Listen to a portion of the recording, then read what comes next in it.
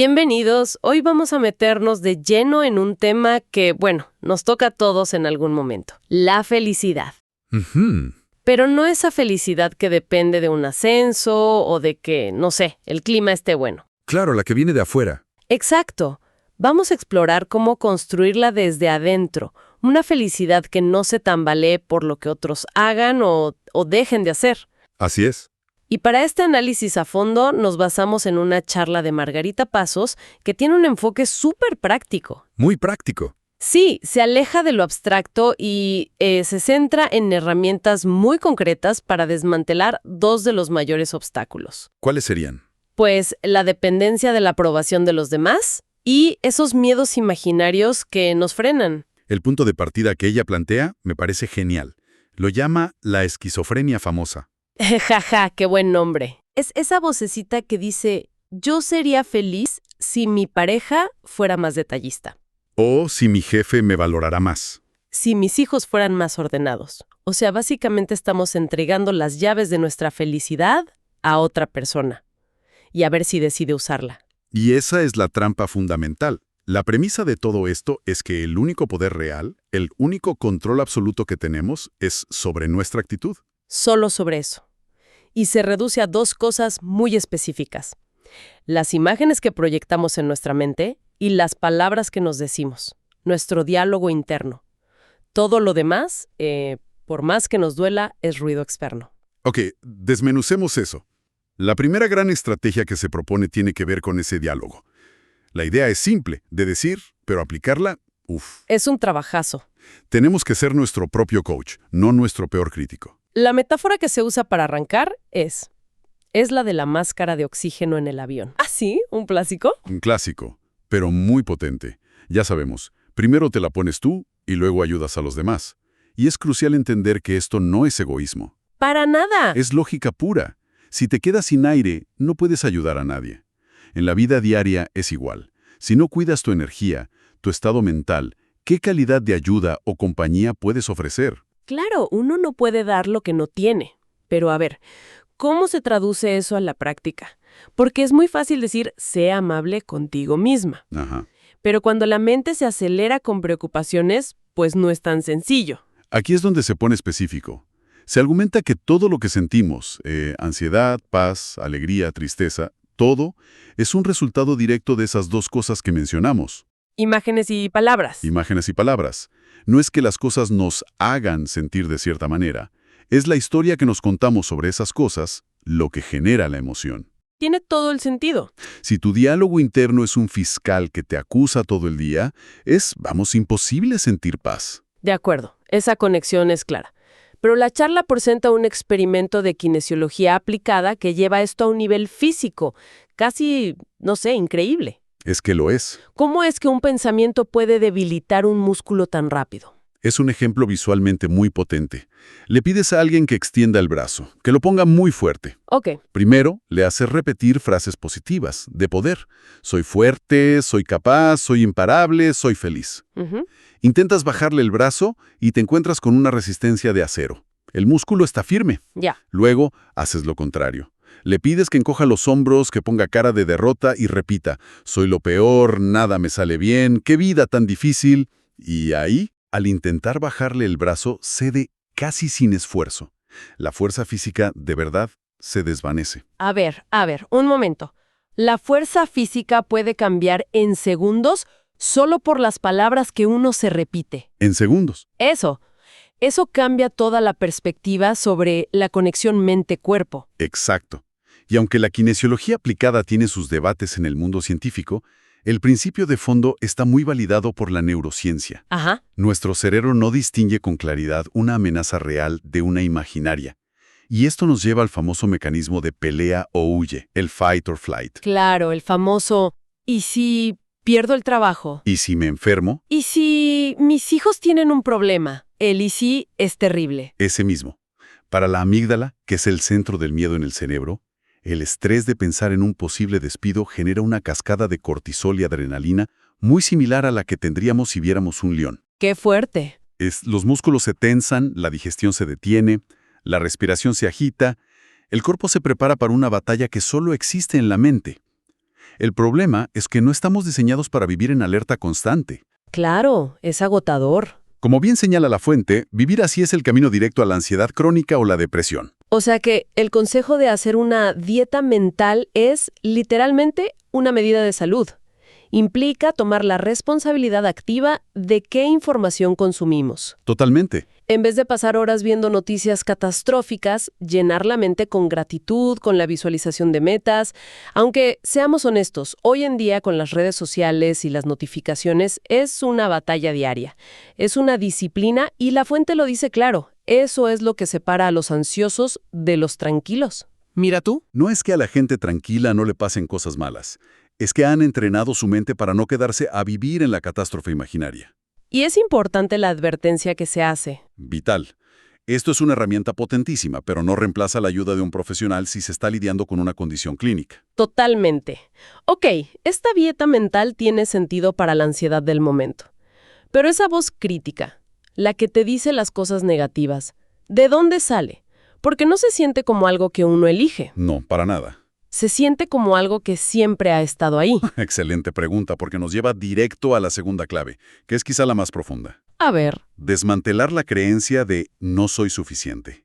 La charla argumenta que esta idea es la raíz de muchísimo sufrimiento y que se instala por lo general en la niñez. ¿Y por qué en la niñez específicamente? Porque un niño no tiene el desarrollo cognitivo para cuestionar a una figura de autoridad. El cerebro de un niño está programado para sobrevivir, y la supervivencia depende de sus cuidadores. Claro, de sus padres, maestros. Exacto. Si un maestro le dice eres un bruto, o un padre lo compara diciendo ¿por qué no eres como tu hermano?, el niño no piensa este adulto tiene un mal día. No puede. ¿No? Su cerebro, para mantener ese vínculo del que depende, asume la culpa. La conclusión es algo está mal conmigo, no soy suficiente. Wow. Internaliza el mensaje para poder seguir perteneciendo. Exactamente. Y ese software se queda corriendo en segundo plano toda la vida. El ejemplo que se da en la charla es brutalmente reconocible. ¿El de la cena de Navidad? Sí, la madre que prepara 10 platillos, todo increíble, y su hijo le dice, el cerdo quedó un poco seco. Y ese único comentario. Derrumba todo. Todo. Su pensamiento no es, bueno, 9 de 10 es un éxito, sino, nunca soy suficiente para ellos. ¿Es ese patrón tan destructivo? Y la mente, por un mecanismo que se llama sesgo de negatividad, está programada para darle más peso a lo malo. Pero lo fascinante es cómo la mente busca lo que le es familiar. ¿Cómo así? Si una persona creció recibiendo, digamos, migajas de afecto, donde el cariño era condicionado o escaso, es muy probable que en la edad adulta se sienta atraída a relaciones que repliquen ese patrón. Busca lo que conoce. Busca lo que conoce, aunque le haga daño. Puede que acepte malos tratos o indiferencia, porque a un nivel muy profundo, su sistema nervioso reconoce eso como normal. Ahí se explica por qué a veces la gente se queda en relaciones que no le hacen bien. Claro, la charla menciona el ejemplo extremo de me pegó pero después me trajo flores, justificando el abuso por una pequeña muestra de afecto. Uf, qué duro. Entonces, si la raíz es tan profunda, ¿cómo se combate? La solución que se propone es repetir afirmaciones. Yo soy suficiente, yo soy valiosa. Pero a ver, seamos un poco escépticas. Adelante. Para alguien que lleva 30 años pensando lo contrario, ¿de verdad funciona repetir una frase? ¿No se siente como mentirse a una misma al principio? Es una objeción muy válida. Y sí, al principio se siente falso. El cerebro va a decir, no te creo, esto es mentira. Claro. Pero aquí entra el concepto de neuroplasticidad.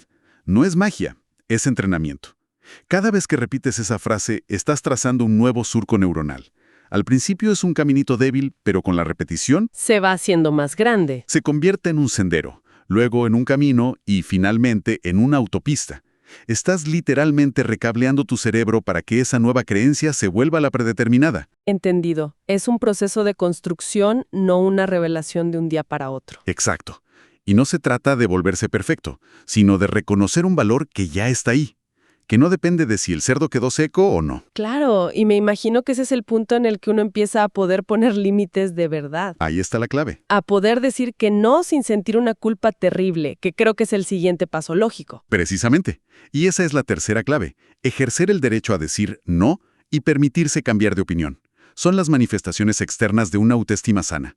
El planteamiento sobre el no me encantó. Dice que cada vez que dices no a algo que no quieres, le estás diciendo sí a otra cosa. Es un cambio de perspectiva total. No a una fiesta hasta tarde es sí a tu descanso. No a un proyecto que no te apasiona es sí a tu tiempo. Uf, esto me cuesta muchísimo. Es un miedo muy común. El miedo al rechazo, al conflicto. Sí, esa sensación de estar decepcionando a alguien. Pero aquí la fuente da un matiz clave.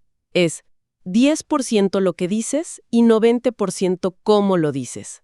Ah, eso es importante. No se trata de ser grosero, se trata de ser asertivo. El ejemplo es perfecto. Te invitan a una fiesta, pero no te gusta trasnochar. Ok. En lugar de inventar una excusa, la respuesta asertiva es: muchísimas gracias por pensar en mí, valoro tu invitación. Como sabes, no soy de trasnochar, pero espero que la pases increíble. Es amable, es honesto y te respeta a ti y a la otra persona. Y una amistad genuina sobrevive a eso, sin duda. Y la otra cara de la moneda de esta clave es el derecho a cambiar de opinión. Me pregunto si el miedo a cambiar de opinión también viene de esa necesidad de aprobación. Sin duda. Vivimos en una cultura que a veces confunde la coherencia con la rigidez. Se espera que si dijiste A, te mantengas en A para siempre. Sí, como si cambiar fuera una debilidad. Pero la vida es fluida. El ejemplo del negocio de restaurantes es muy bueno. Hoy te proponen algo y suena bien. Dices, sí, me interesa, sigamos hablando. Pero luego... Una semana después, investigas, lo hablas con tu gente, analizas los números y te das cuenta de que no es para ti.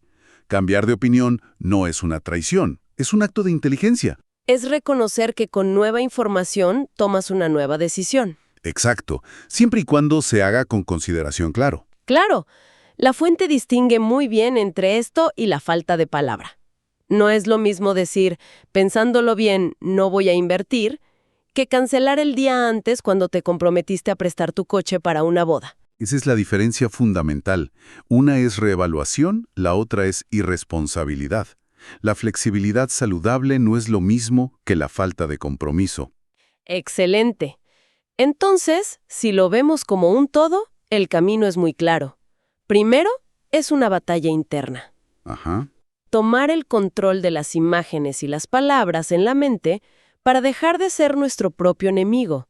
Y convertirnos en nuestro coach. Luego es un trabajo de casi arqueología personal. Me gusta eso. Excavar hasta encontrar esa creencia de no soy suficiente, que casi siempre viene de la infancia, y empezar a reemplazarla, día a día. Y finalmente, cuando ese núcleo interno está más fuerte, se manifiesta hacia afuera. Claro. En la capacidad de trazar límites saludables diciendo no con amabilidad. Y en la libertad de cambiar de rumbo sin sentir que le estamos fallando al mundo. Entonces, ¿qué significa todo esto? Que en esencia, la felicidad no es un destino al que se llega o un premio que alguien te da. Para nada. Es más bien un músculo que se entrena. Es una responsabilidad, una disciplina, una construcción diaria. Exacto. La fuente ofrece un mapa muy claro para fortalecer ese mundo interior, y así dejar de ser una hoja a merced del viento de las circunstancias. Y esto nos deja con una reflexión final. A ver, para cerrar. Una vez que se ha fortalecido ese núcleo interno, una vez que la felicidad depende de uno mismo, ¿cómo cambia eso nuestra capacidad no solo de reaccionar al mundo, sino de actuar sobre él desde un lugar de plenitud en vez de necesidad?